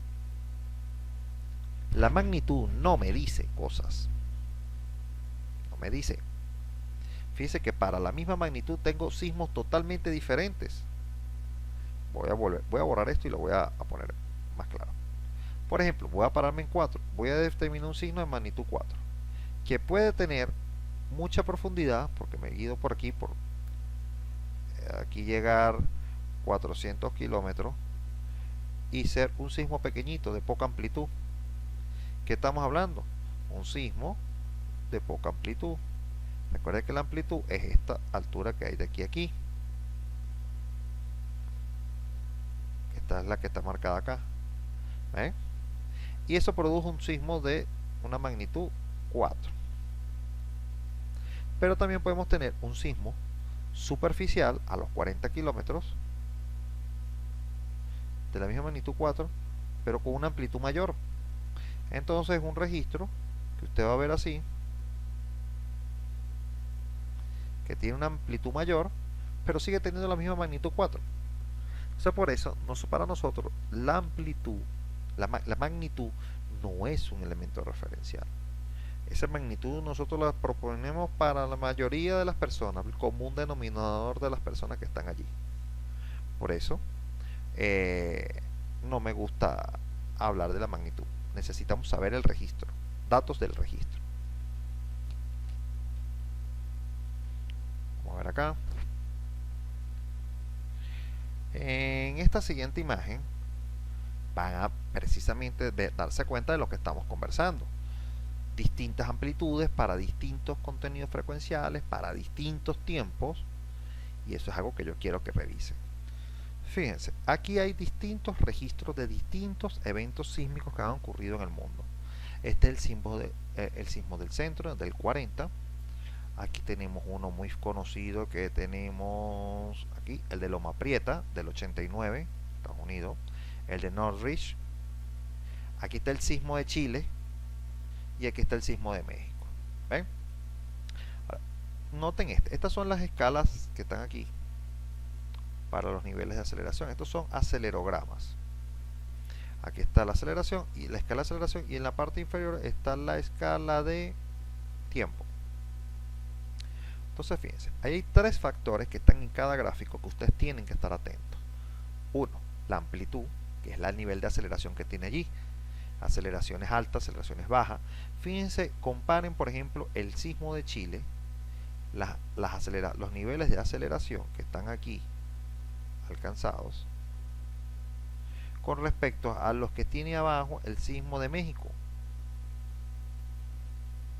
Fíjense que los niveles de aceleración son muy diferentes. ¿Sí los notan?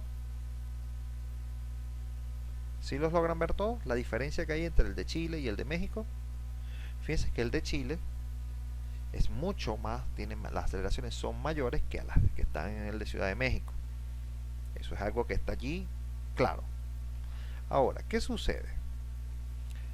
Hay otro factor, el tiempo. Si vamos a la escala, vamos a ver el de Chile, está más o menos comienza en los 20 y vamos a suponer que termina más o menos aquí como en los 60, ¿verdad? El sismo de Chile tardó aproximadamente 40 segundos, sobre lo que podemos ver aquí. Puede ser un poquito más o un poquito menos. El de México inicia aquí, rágata. Vamos a suponer que somos aquí y si dura un poco más y fíjense que vamos llegaría casi que a los 80. Entonces el de México entre 25 y 80 son 65. Corrijo, 10, 20, 30, 40, 55 segundos. 55 segundos aproximadamente. Esto sería 10, 20, 30, 40, 40 segundos, 55. Tiene más tiempo. Primer factor, aceleración. Segundo factor, tiempo. Son fundamentales para el análisis de la estructura. Tenemos que saber cuánto es la aceleración que le llega y cuánto tiempo más o menos en promedio llega el sismo. Y hay otro factor, que es lo que conocemos como contenido frecuencial.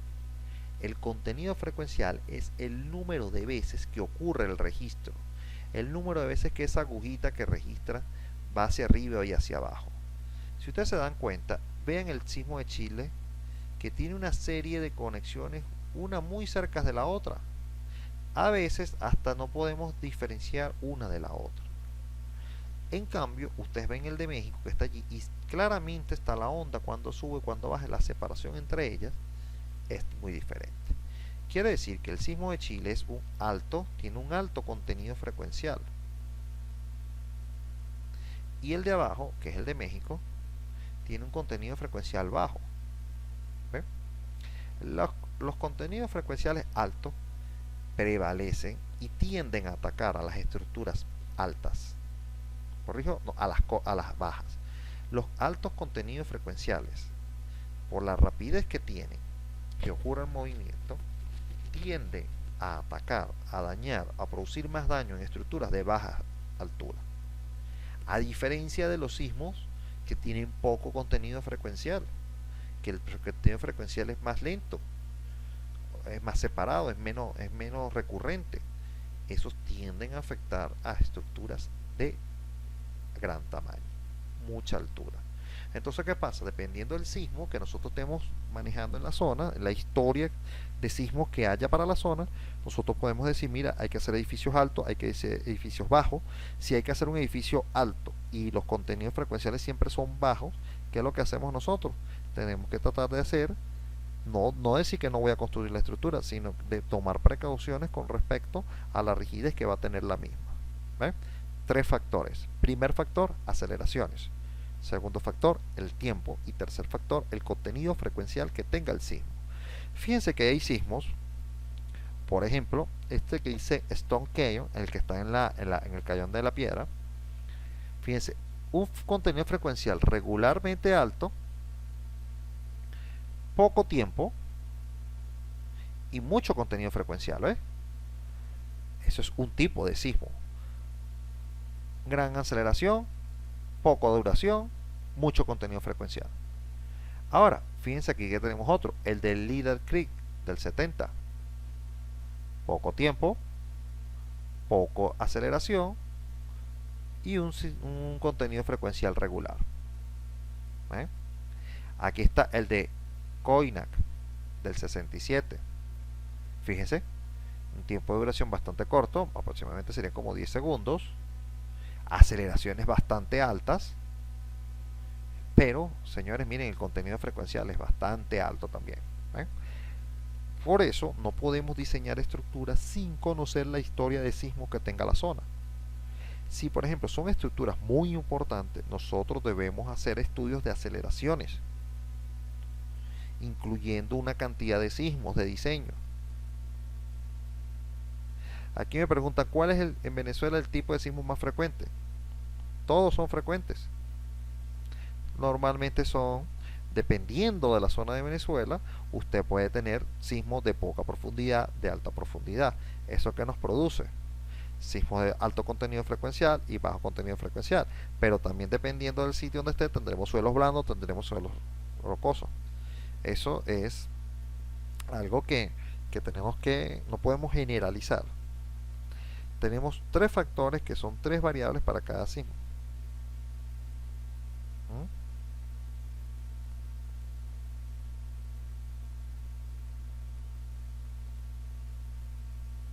¿Alguna pregunta?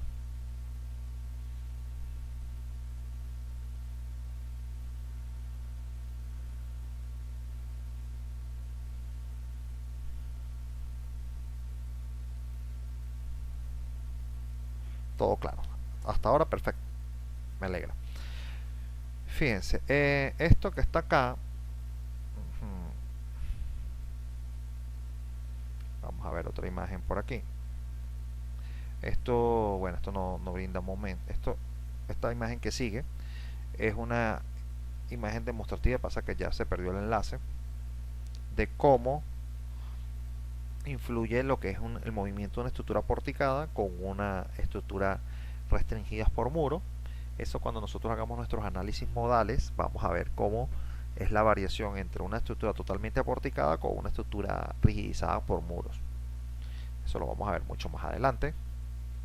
Entonces acá van a ver unas imágenes en las que nosotros tenemos que aprender a interpretar. Aunque no sea agradable decirlo, aunque sea un poco feo, normalmente en ingeniería se aprende más de lo que se cayó que de lo que está parado. Allí hay un ejemplo del sismo del 57 en México, cómo la estructura colapsa por una falla frágil. La falla frágil viene producto de un diseño elástico, normalmente elástico, por teorías de diseño por esfuerzos admisibles, donde ¿qué pasa? La columna falla drásticamente debido a que el sismo le hizo llegar a su límite de proporcionalidad y la falla es inminente. Allí podemos apreciar un nivel de entrepiso, dos niveles de entrepiso, 3, 4, 5, 6, 7 y 8 losas. Que ahora fíjense que con respecto a este es un edificio aproximadamente de 9 pisos y fíjense cómo está quedando. Es verdad. También pueden ver en la imagen, fíjense el tipo de fallas, cómo quedaron las columnas, que fueron las que generaron el mayor corte. Recuerden que las columnas son los elementos que están diseñados y están dispuestos para soportar las fuerzas cortantes que produce el sismo. ¿Ven?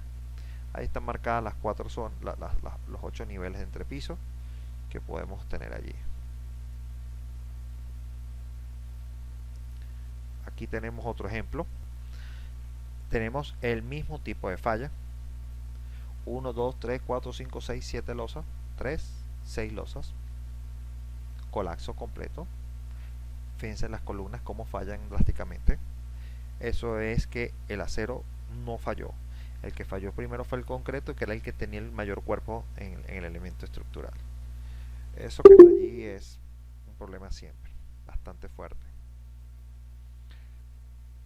En esta otra imagen podemos visualizar como un volado excesivo ante un movimiento sísmico. Recuerden que si el volado, mientras esté estático, tiene flexión hacia abajo, pero en el momento que existe el sismo, hay sismos que tienen componentes verticales y lo hará subir.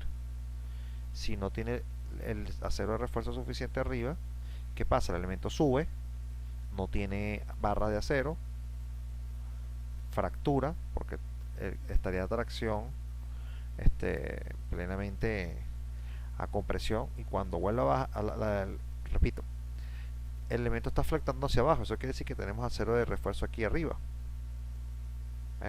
Tendremos barras de refuerzo en esta parte superior del volado, y en la parte inferior no necesitamos. Pero ¿qué pasa cuando la estructura suba? Simplemente que en la parte inferior de la viga no tengo acero de refuerzo para la tracción. Tracciono al concreto, lo rotulo, y cuando la estructura venga de nuevo a su zona original, se consigue que no tiene concreto para la compresión y se genera la rótula plástica y hace colapsar el elemento. Eso es una falla. Esto que está en la foto derecha, fíjense cómo un edificio tumba al otro edificio. Eso es producto de no tener una separación adecuada. Aquí estamos viendo también un colapso eminente de un entrepiso completo, posiblemente por alguna variación de la rigidez. O sea, fíjense que esos son factores que debemos estar considerando al momento de cada evento sísmico, de cada análisis. Esa imagen que ustedes están viendo allí solamente tiene un nombre, se llama planta baja libre. Se dan cuenta que el edificio en la parte inferior tenía otro nivel donde estaban los vehículos. Hay una variación de rigidez drástica desde la base hasta el nivel superior y eso hace que colapse y falle las columnas. Eso es común en ese tipo de edificaciones. Fíjense, esa imagen es después de un evento. Si no me recuerdo, creo que es después del sismo de Northridge. Fíjense que hay una característica, evidentemente hay cosas que colapsaron por completo y otros que se mantienen en pie. Uno depende mucho al conocer el sismo, las características del sismo y todo lo que implica ese sismo, la profundidad, la aceleración, la amplitud que tuvo, el tiempo de duración del sismo, el contenido frecuencial. Usted se va a dar cuenta que en diversos eventos sísmicos hay estructuras que quedan en pie y esas estructuras que quedan en pie siempre tienen también similitudes, también con las que se colapsan por completo, también tienen similitudes. Entonces eso es lo que nos ha permitido inferir cuál sismo tiende a dañar determinadas edificaciones, y eso es común. Eso es algo de evaluación, pues, para que uno preste atención a ese tipo de cosas. La siguiente imagen muestra el colapso de un tablero de puente. Fíjense que realmente los elementos estructurales que estuvieron allí es producto de precisamente la disposición de los tableros. Los tableros no son totalmente rígidos, algunos tienen para moverse, otros no tienen para moverse. Y normalmente tanto los estribos como las pilas se diseñan elásticamente, ¿ves? Entonces para que colapse un puente como tal, desde su cimiento, es bastante difícil. En este caso solamente falla el tablero, habría que hacer una restitución, hacer una revisión del proyecto como tal. Eso es en Northridge, en el 94. El siguiente ejemplo, bueno, corregiría, pues el último sismo que estaba allá no fue el de Northridge, fue el de Loma Prieta, es más viejo. Por eso la imagen, el color de la imagen. Hago la corrección. La siguiente imagen es una de las mayores muestras de ductilidad en edificaciones, de acuerdo a diseño sismo resistente, código sismo resistente. Hasta ahora hemos estado viendo imágenes de colapsos completos, fallas generalizadas, pero en este tipo, en esta estructura es muy diferente. Fíjense la forma curva que tienen las columnas. El edificio trató como de acostarse, ¿no? ¿Qué es lo que ocurre? El edificio, como tiene una cantidad de acero y la sección transversal, están diseñadas para dar rigidez a través del acero. Eso quiere decir que como la rigidez viene a través del acero, el acero va a ser el encargado de resistir la mayor fuerza lateral que va a venir, en el caso fuerza cortante. Entonces, ¿qué pasa? Antes de que ocurra el colapso del elemento estructural de concreto, debería fluir primero el acero. Y eso es lo que logra el diseño sísmico por esfuerzos admisibles, no, por estados límites. Busca que falle primero el material más dúctil y le brinde mayor deformación, y de esa manera la falla no sea de tipo inminente. Fíjense que acá se pueden ver unas grietas que están en horizontal, más o menos, a lo largo de toda la columna. Esa grieta es típica de una falla por tracción, ¿ves? Que normalmente en las vigas, cuando tienen falta de acero, la conseguimos en la cara inferior de la viga. En este caso fue en la columna, ¿ves? Esas se las estoy indicando allí. Esas grietas son netamente por tracción. El elemento que está aquí a mano derecha, que sí tuvo un colapso completo, era simplemente porque era una escalera en tijera, era una escalera autoportante. Ya nosotros sabemos que esas escaleras autoportantes siempre van a tener un tipo de falla frágil por la forma que tienen.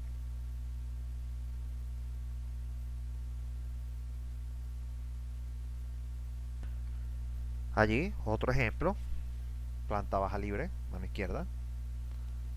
Al lado derecho, la rótula, una columna rotulada, eh, posiblemente por falla de riostramiento transversal.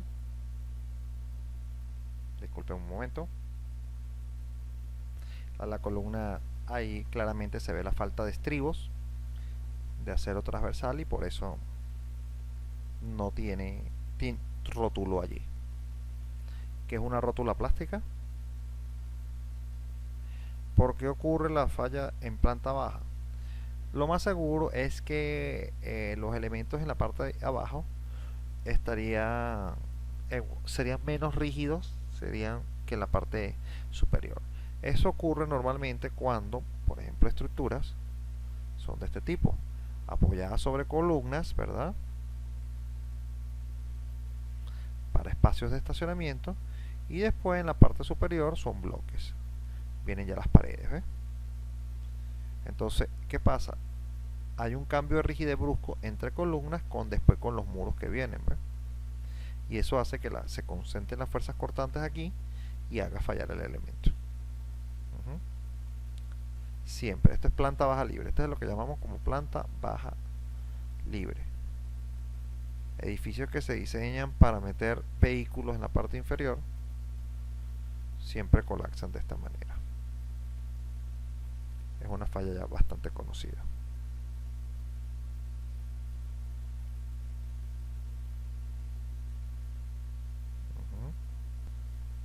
Fíjense en la mano izquierda, eso es en Kobe. Eso que tenemos allí también es una falla dúctil de la monocolumna que sostenía a la autopista de Kobe.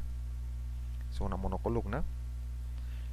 Fíjense que aquí vamos a ver ejemplos detallados. Fíjense cómo ella tendió a acostarse. Y vamos a decir, el ejemplo que tienen en la mano derecha, como en un edificio, en una planta, fíjense cómo ocurrió el daño justamente en esta planta. Si nosotros fuésemos a hacer un corte de esta visual, veríamos algo como esto. El edificio vino así, quedó así, se corrió y quedó así, como desplazado entre este punto y este punto. Eso lo pueden notar allí. ¿Qué es lo que aquí vamos a decir a qué se debe? Fíjense que en los primeros niveles ni siquiera los vidrios se reventaron. Ni siquiera. ¿Qué es lo que inferimos? Que en esta parte superior hubo alguna pérdida de rigidez. Posiblemente un elemento que venía continuo desde la parte superior, hubo un corte, un cambio de sección, o en ese punto eliminaron algún elemento estructural principal como una columna para dar pie a alguna sala o una sala de conferencia, no sé, o había menos tabiquería en este nivel de entrepiso. Las tabiquerías, a pesar de que no son elementos estructurales, juegan un papel fundamental en la rigidez y por eso tienden a ser un factor a evaluar. Aquí me preguntan si la inercia de las columnas debe ser mayor que la de las vigas para evitar las rótulas plásticas. Hay algo que nosotros conocemos como la teoría de columna fuerte, viga débil. Nosotros, si queremos que se rotulen, se tienen que rotular son las columnas, porque son elementos que no van a producir mecanismos inmediatos. Si usted rotula la viga,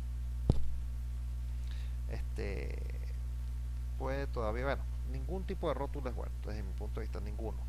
Podemos hacer, el problema es que va a ser mucho más difícil que rotule la columna que rotule la viga. Eso es una cosa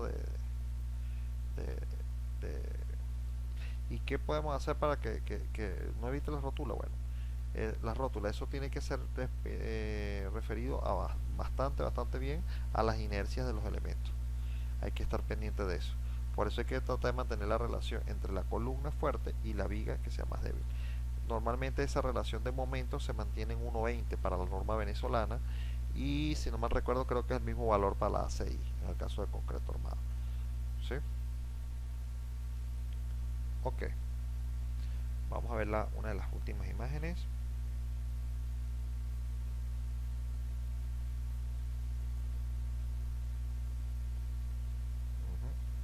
Fíjense allí, fíjense cómo las columnas rotularon. Vean el acero. Ese acero que parece como elástico es un acero que fluyó. Ese acero se comportó de la manera para la que está diseñada. Fíjense que aquí estoy indicando más o menos cómo fue el comportamiento. El acero fluye y después colapsa el elemento estructural. Pero ¿qué pasa? Fíjense que da chance de, vamos a decir, de que la estructura no colapsara inmediatamente y destruyera parte de lo que estaba aquí abajo. Eso claro, el problema es que también el concepto de monocolumna es difícil de predecir qué va a hacer con él. Eso a nosotros, por lo menos en mi caso particular, no me gusta mucho la monocolumna. Me gusta usar más elementos que ayuden vamos a decir, a la transferencia de fuerzas, de cargas y de que le dé mayor estabilidad a un tablero. A veces es necesario, fíjense en ese puente era extremadamente necesario porque por la parte inferior también pasan unos elementos. La siguiente imagen que están viendo allí es el colapso de uno de las pilas. Fíjense cómo el acero longitudinal quedó prácticamente, parecen pastas, espaguetis. Fluyó. ¿Qué es lo que hubo aquí? Aquí hubo fluencia y el movimiento que tiene la monocolumna, vamos a suponer que está construida así, por efectos del tablero, que tiene la masa del tablero que está tratando de desplazarse, genera un momento en la base, genera un corte y ese corte hace que en el otro movimiento el eje de carga de la estructura cambie. Ya la fuerza tiene un brazo y genera el cortante. Fíjense cómo el eje de la columna, lo que lo voy a pintar de otro color, voy a pintar de amarillo, el eje de la columna que inicialmente iba por aquí se trasladó a esta parte que está acá. La siguiente imagen es de un evento ocurrido aquí en Caracas en el 67. Este ejemplo ha recorrido el mundo. Esto es el Makuto Sheraton en Venezuela.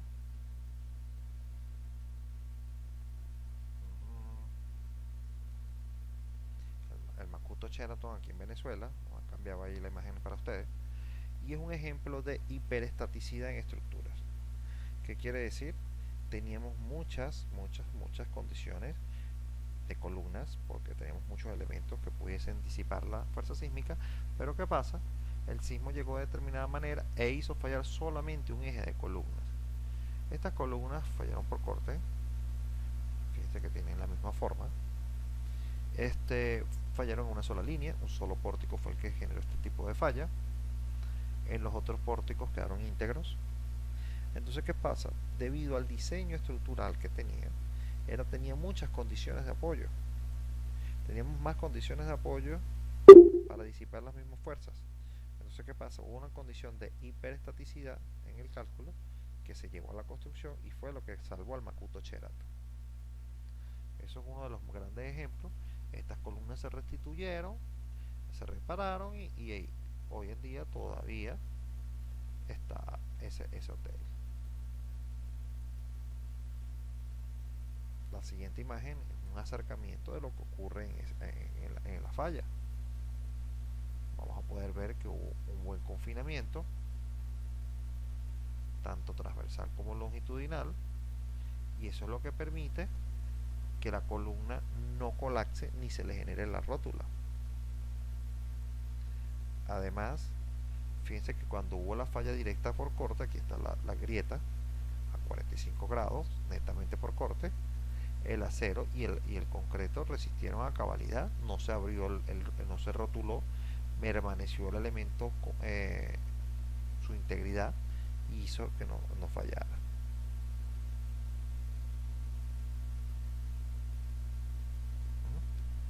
Fíjense, eso es un ejemplo. La siguiente imagen también son de Venezuela. El edificio Mijaguá, que era un edificio residencial, acá, falló 1, 2, 3, 4, 5, 6, 7. Eran aproximadamente 7 a 8 pisos. Creo que aquí hay otro nivel, no me acuerdo bien. Fíjense, un colapso completo. Falla de los elementos principales, las columnas. Eso no. Diseño elástico, prácticamente. La imagen de la derecha también tiene ese mismo ejemplo. Fallo por colapso congeneral. Fíjense cómo las columnas rotulan justamente y se rompen justamente donde está el área de contacto transferencia con la losa. Eso es fatal. La losa lo parte, justamente parte la columna en ese sitio y hace que colapse de manera instantánea. Aquí tenemos un ejemplo también del sismo de Cariaco del 97. Unas escuelas que fallaron.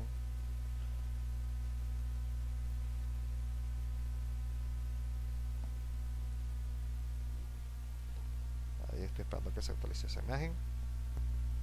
De una de las escuelas de Cariaco, problemas de rigidez, hizo colapsar la estructura. Estas son estructuras que realmente son muy rígidas en una dirección y en la otra dirección no tiene la suficiente cantidad de elementos estructurales para prevenir eso. Esto se soluciona bien realizando un análisis de tipo modal y poder darle equilibrio a un tipo de estructuras como esta. Este otro ejemplo es de otra escuela, también de Cariaco. Colapso general. Esa escuela tuvo una falla frágil, los elementos estructurales fallaron por completo, no tuvo cómo disipar la fuerza sísmica en una de sus direcciones y eso es lo que realmente la hace fallar. Ese es en Cariaco también. Fíjense en la parte inferior cómo colapsa todo el primer nivel.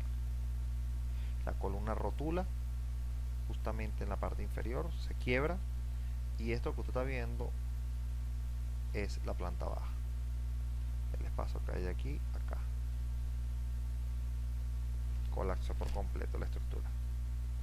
En la parte derecha es una estructura completamente devastada, se volcó y se partió en pedazos. Falla de columnas, fíjense cómo quedan las columnas que eran continuas, se parten justamente en el área de contacto entre las losas. Eso es algo que es bastante delicado, sobre todo la parte de conocer las rigideces cuando tenemos estructuras anexas unas a las otras. Ok, y con esto terminamos esta parte de la parte de análisis y diseño estructural. Estos son conceptos básicos que vamos a tener que estar manejando y como les digo, esto es algo que lo vamos a repetir tantas veces que nos va a ayudar mucho a comprender el estado fundamental que puede llegar a tener una estructura al momento de evaluarse o de diseñarse, ambas. No sé si tenemos alguna pregunta al respecto, si no, para dar por culminada la sesión del día de hoy. Entonces, si no tenemos ninguna pregunta al respecto o alguna duda, podemos dar por culminada la sesión del día de hoy.